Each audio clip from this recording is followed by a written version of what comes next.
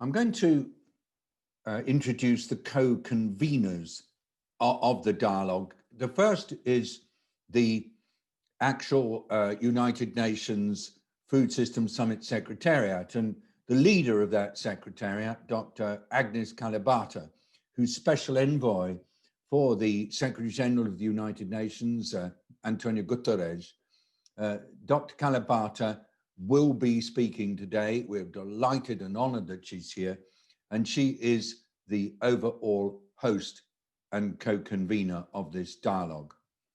Then we will be joined by Renato Alvarado Rivera, the Minister of Agriculture and Livestock from Costa Rica. We are being joined by Christian Hofer, the Director General of the Federal Office for Agriculture of Switzerland.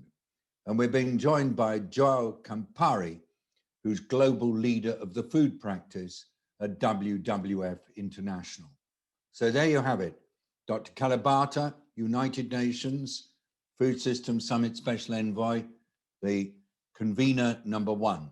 Then we have Costa Rica Ministry of Agriculture and Livestock, convener number two. The Federal Office of Agriculture Switzerland, represented by Christian Hofer, convener three. Joao Campari, WWF International, convener number four. And Joao Campari also has a very important role as an action track lead in the Food Systems Summit. Now, this first Global Food Systems Summit Dialogue is also co-hosted with the third Global Conference of the One Planet Network's Sustainable Food Systems Program. This is a program that was initiated in 2015 and is one of the first multi-stakeholder partnerships focused on catalyzing more sustainable food consumption and production patterns. Why are we doing dialogues? Well, food systems are complex, local, involve multiple actors, each of which tend to have varying perspectives on food systems and how they could evolve. If you're trying to encourage systems change towards more sustainable and equitable food systems, you just can't do it by trying to push everybody into the same perspective and to encourage them to shift in the same direction. We've often thought that's the way you do it, through a combination of logic, which is based on science, and power. But in practice, it very rarely works like that. Instead, what you have to do is to create space and opportunity for multiple stakeholders to be comfortable about exploring different ways of doing things, and then to agree to shift without necessarily having at the same time to do a complete change in their perspectives of what matters in the systems. It's a delicate process, shifting systems, but it can be done. And we've seen that by opening up dialogues between different stakeholders, that shift becomes more likely. And in preparing for the Food Systems Summit, as well as having a science group and action tracks and levers of change and champions network, there is a whole dialogue program that is designed to encourage change at multiple levels. This is the global level, and that's why we're meeting together. And we've got a very, very high level group with participants who've got a lot of experience. And to help us move forward, I'd like to invite Dr. Agnes Kalibata to give us 5 minutes on the Food Systems Summit and other issues that she might like to raise. Dr. Kalibata, you have the floor. Thank you, David. Thank you for those introductory remarks. I wonder whether you remember that the first time you told me about 4SD was actually at the One Planet Summit in Nairobi. So I'm glad that we are here talking about the work that is happening within the One Planet Network and the Sustainable Food Systems Program. So really thanking you all for initiating this work and for providing space for the Food Systems Summit dialogues. It's the first of a whole set of dialogues that we are going to be doing around global dialogues, and really just being able to see it come together in your network, given the amount of effort you have put into ensuring that dialogues do happen, and that we bring all sorts of stakeholders in these dialogues. Really ensuring that we actually have a more stakeholder perspective is something that I'm extremely excited about as I talk to you today.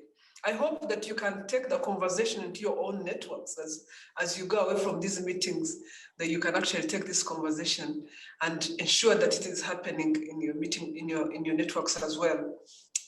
The Food Systems Summit provides a huge opportunity for dialogues, but also a huge opportunity for where our world is going and the things we need to be doing. We've designed this around the SDGs, and as you would know, this being the decade of action, we are recognizing very well that we are off track on many of the SDGs, and hopefully this provides us a chance to talk about what we can do together and how we can start creating a sense of change towards a food system that is going to be more accommodative of our way of life, and vice versa, a way of life that is more accommodative of the needs of our planet and the boundaries of our planet. So this is really a huge opportunity to have a conversation among you all, but also to take it out there, to take it to the people, to think about who we need to bring in, but for real, we need to bring in everyone, because each of us makes a choice to eat, a decision to eat 3 times a day, and each of these 3 times impacts our planet, impacts our health. So what type of choices will we be making, and what are we engaging other people around? So I really hope that this provides an opportunity for us to look at how we make those choices, to understand that each of us individually has an opportunity to change something about our food system.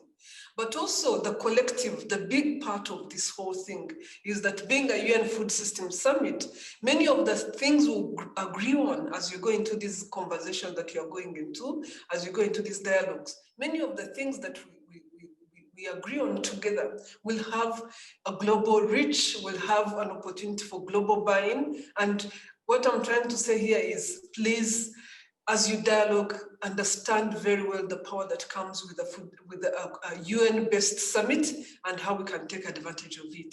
Let me highlight a few things that have already happened within the summit that I'm excited about. The dialogues, of course, are starting with now the work David is doing and with you all. And we now have 8 countries that have signed up for country level dialogues, because we'll be doing country level dialogues as well. And I hope that that is picking momentum. David is already talking about 34 countries that are going to be doing dialogues. We have independent dialogues, which I hope you can engage in and bring the energy that you're getting out of here today, and engage in those independent dialogues and ensure that the communities that are engaging are informed, are coming from a place that is actually going to help us to transition our food systems from where we are at today to a future food system that is going to work for all of us. We have action tracks, which is the place where we get to discuss game-changing ideas around how we are doing this work. And we already have over 42 countries that have expressed interest in engaging in action tracks, and this work is already going on. We have the scientific group that is looking at the science of the summit and how we are engaging around the evidence that really provides a sense of direction in the many things we are doing in the summit. And yesterday I was actually having a meeting with them on their 2nd day of meeting, and this work is also kicked off and really moving forward. So we have a huge opportunity here. We have a huge champions network already that is going to build up, and we have a huge youth movement that is already beginning to build up. And we can take advantage of all these things as we go into dialogues. I have some 2 questions that I wanted to add to the questions that you have put forward that I would really like you to think through as you go into this conversation on dialogues. Yeah. What is the most important thing to you in the Food System Summit as we go into this Food System Summit conversations, and how would you act on it? I'm trying to make this personal. I really hope that the food system becomes personal to each of us. You don't need to answer the question. I just want you to go out with that in your heart. What's most important to you, and what are you going to do about it? Given that you're specialized in dialogues and dialoguing, and you really care about dialogues, how do you think the Food System Summit can best take advantage of all the global dialogues that that are going on at the same time. There are so many that are. 2021 is going to be a major year of dialogues. How do we take advantage of that? So I hope that within your conversations you can talk about how we take advantage of that for the benefit of the Food System Summit.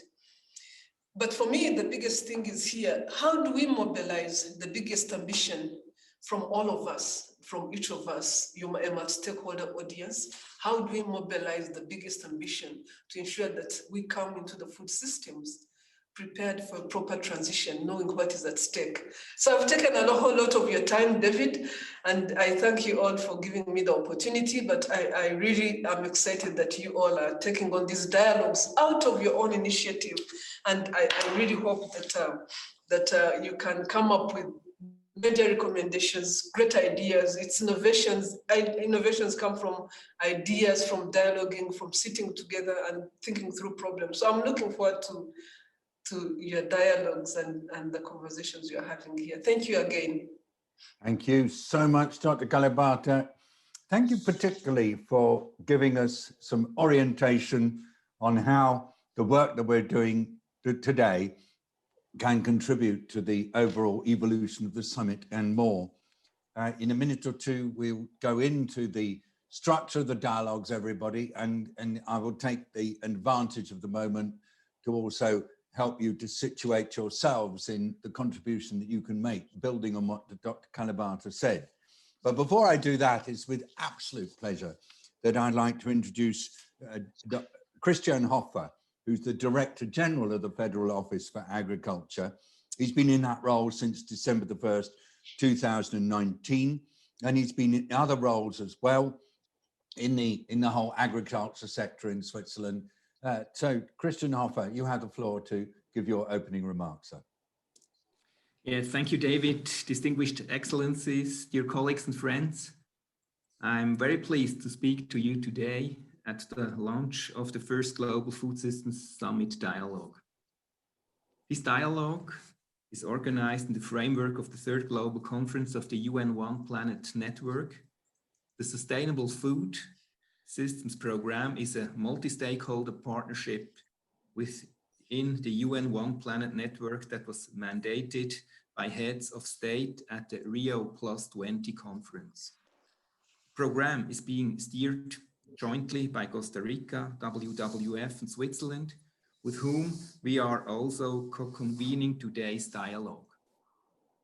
Together with its broad network of over 180 members worldwide, the program focuses on promoting a coherent and holistic approach to sustainable food systems. Switzerland is committed to transforming food systems, both nationally and internationally, through different mutually supporting entry points. This year, for instance, we launched a national dialogue in Switzerland, bringing together key stakeholders of our agro-food sector. Its aim is to identify transformative measures and to provide further insights of the 2021 Food Systems Summit. At policy level, the Swiss Federal Council, our executive branch, proposes a sustainable food systems approach in the next strategy for sustainable development 2030 that includes national targets on food waste, shifting consumption patterns, sustainable agriculture production, and greenhouse gas emissions reductions across the entire food system. This proposal is in public consultants until mid-February next year. At the global level, in addition to our role as co-lead of the Sustainable Food Systems Program, Switzerland has made a substantial financial contribution to the Food Systems Summit. We will also participate throughout the preparation process and support the development of action-oriented solutions. Ladies and gentlemen, today our expectations are high. If we want to ensure food security and nutrition for present and future generations, we need to transform our food systems through ambitious and bold actions. and we only have 10 years left. This first Global Food Systems Summit dialogue is an important milestone on the road towards the 2021 Food Systems Summit. I wish you all a fruitful dialogue. Thank you very much indeed, Christian Hoffer. Firstly, for situating Switzerland's own trajectory, and in particular, the shifts that you are making right now in national policy. It's a really exciting, as somebody who's been watching this, I've been seeing the referenda and what they've been calling for, and this has been an exciting effort to engage the public in the process.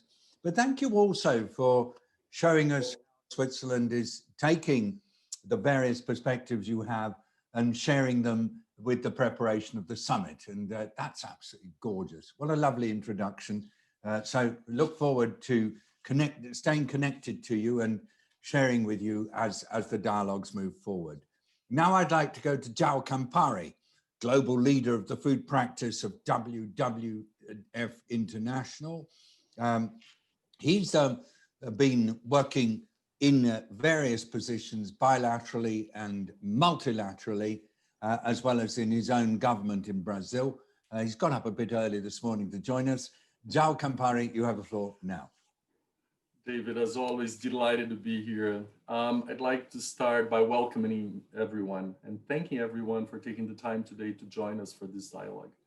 In the past 3 years, the Sustainable Food Systems Program has helped to build new partnerships across sectors and stakeholders, often between unfamiliar collaborators, particularly between conservation organizations and the food and agriculture sector. Since this program has started, members have worked together to initiate 8 initiatives that holistically address food system transformation, from research to assess biodiversity impacts, like the one led by Nestlé, IFOAM, Global Nature Fund, and several others, to on-the-ground pilots from HIVO, Zambia, Uganda, Food Labs, and BioVision, just to name a few. Throughout these 3 years, the collaboration between different stakeholders has been invaluable, and civil society has a key role to play. And we need look no further than how WWF works alongside the governments of Switzerland and Costa Rica to co-lead this program. Bringing together varied backgrounds and different opinions invariably delivers more innovative solutions. It helps us look beyond the lock-ins that are making our food system unsustainable. And personally, I find always enjoyable these kinds of discussions and often leave inspired and energized. Besides my role at WWF, I am honored to be serving as chair of Action Track 3 of the UN Food Systems Summit. In this action track in particular, we work to design game-changing solutions to boost nature-positive production. And I can hardly overemphasize just how important these dialogues are to help figure out such solutions. In today's discussions, I really encourage all the participants to explore the tough issues. Don't stick to the usual topics. Focus on exploring the trade-offs that might emerge as you propose to fix one part of the food system from the perspective of your organization or your point of view. But most importantly, focus on ways to minimize these trade-offs. Some trade-offs are not inevitable, and with our collective goodwill, we can transform many of them into synergies. Explore the roles of youth, of gender, of innovation and finance, for example. And don't be afraid to respectfully disagree with one another. All good processes have a level of creative tension. If everyone is agreeing with one another, we are likely failing to address the sensitive parts of the issue. The outcome is the important part, and we must challenge ourselves and each other to think critically. As long as we listen to each other and with respect, we will reach a middle path that will lead to meaningful and positive outcomes. I'm really looking forward to the outcome of this session. Thank you so much. João, thank you very much indeed. I want to really trace some of the points that João said, because it's really helpful to me in my curation role. He said, go beyond the lock-ins. This is slight code language, but I think everybody here knows what he's getting at. It's the things that are happening inside food systems that reflect linkages that appear to be stuck for various reasons and that will need to be unstuck if system change is going to happen. Now, he said, look at the trade-offs. So that means look at the values that are put on particular outcomes of decisions that may or may not influence how those decisions are made. And if you can shift the values and then change the way in which you therefore look at the value, the relative importance given to decisions, that can make a huge difference. So going from lock-ins into re-examining trade-offs and then finding new synergies is the theory of change that Zhao introduced. And he said that's more likely to happen if you bring in unusual and novel actors to the discussion. And he said, don't be worried if there's disagreement on the process. I'm going to keep referring to some of the points that our opening speakers have made as I now introduce you to what we are hoping to do. And partly the requirement on me is that I am quick, and I am need now to give you some information about what we're proposing to do without taking up too much time. But because this is the first of our global dialogues, I do want to bring you all along with me. Who are you? What sort of people are you? Well, you probably don't necessarily find it easy to work out. There are 104 people connected, and it's difficult sometimes to get a feel of who everybody is. I'll tell you, you are people who in your various different ways are in senior roles in issues connected to food systems. You're the right people to be here. You're all interested in various aspects of the sustainability of food systems. That makes you super right to be here. You're all busy people with major responsibilities.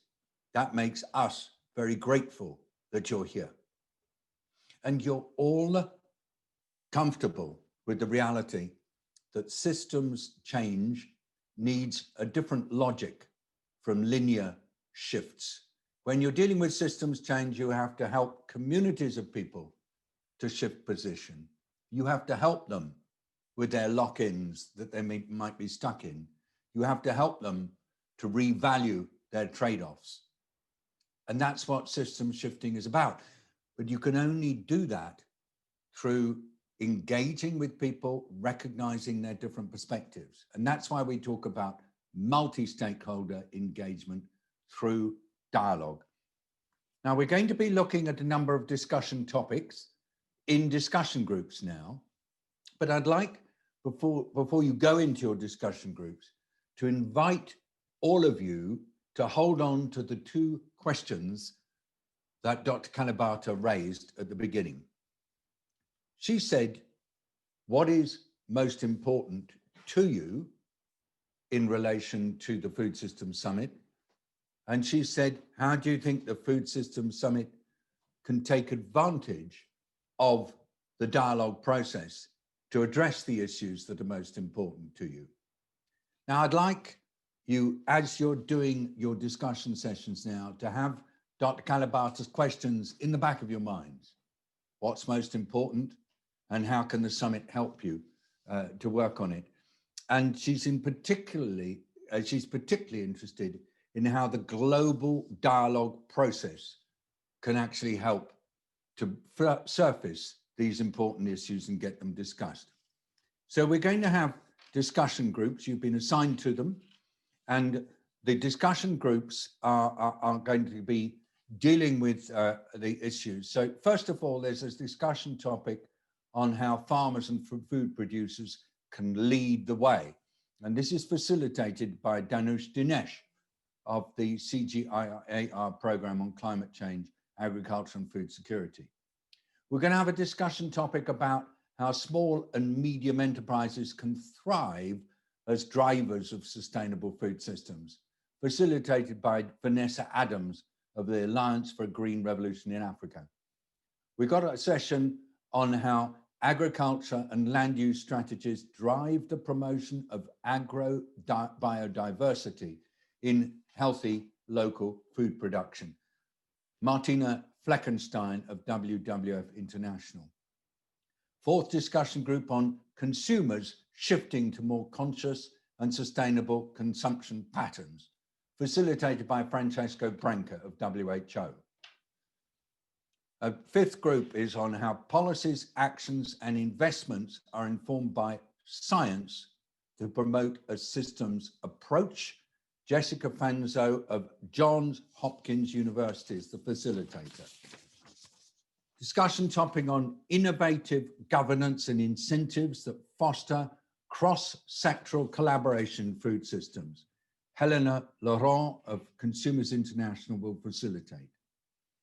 Seventh discussion topic is on responsible and accessible investments in sustainable and equitable food systems, facilitated by Diane Holdorf of WBCSD. Eighth discussion topic relates to how governments at all levels make maximum use of their leverage power through procurement. Discussion group led by Milka Sokolovic of the European Food Information Council. Ninth discussion topic, interlinkages and trade-offs between policy areas managed through holistic and coherent food systems policies. Jean-Marc Chapuis is the facilitator from the Federal Office of Agriculture. Just a last word. In the Food Systems Summit, there are several work streams. You all know that there's a science group chaired by Joachim von Braun. There are also 5 action tracks, and I've told you that Yao Campari is the leader of one of those action tracks. And there are 4 levers of change. And then there is a champions network, and there is a very strong advocacy program. And then at the country level, at global level, and independently, there are these food systems dialogues. So to answer Dr. Kalibata's questions about how to take advantage of the dialogues, please remember the dialogues fit in to this 2x2, as I call it sometimes, collection of work streams for the Food Systems Summit, and they are fully integrated. We have 1 hour for discussion. I'd like now to invite our colleague Arnie to move you into the discussion groups. The facilitators in your discussion group will then take you through what you're supposed to be doing, and they will help you to find your way. And then I will meet you again when you come out of the discussion groups, and we will be able to bring together the conclusions that you have, particularly in relation to your discussion topics. With that, can we now work the magic and invite people to join their 9 discussion groups? Thank you.